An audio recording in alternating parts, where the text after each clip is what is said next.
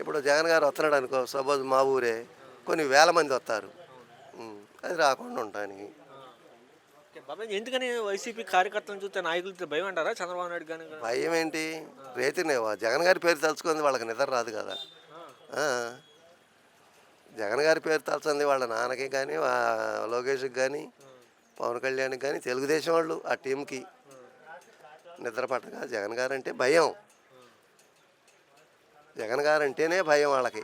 అది అందుకని అతన్ని ఏదో ఒకటి చేయాలి, ఆ పార్టీ లేకుండా చేయాలి అని.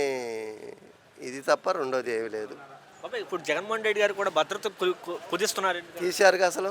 అసలు ఏముంది? ఆ డొక్కు కారు ఇచ్చారు. ఆయాల నరసరావుపేట చిలకలూరుపేట వెళ్తుంటే ఆగిపోయింది మధ్యలో.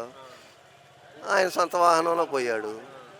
మన మధ్య కూడా జగన్మోహన్ రెడ్డి గారు కారు కింద ఎవరో చనిపోయారని చెప్పి కూడా అదే ఆ ఊరు మన ఇదే సత్యనపల్లి దగ్గర రెంటపాళ్ళలాగా. రెంటపాళ్ళ ఆ కారుని కూడా తీసుకెళ్ళిపోయారు. కోర్టే చెప్పిందిగా. ఇప్పుడు నేను ఇక్కడ కూర్చున్నా, మీరు డ్రైవ్ చేస్తున్నారు, నాకు సంబంధం ఎట్లా ఉంటుంది? నేనేమైనా కొద్దామని చెప్పానా? డ్రైవ్ చేసేవాడు నువ్వు, డ్రైవర్ నువ్వు.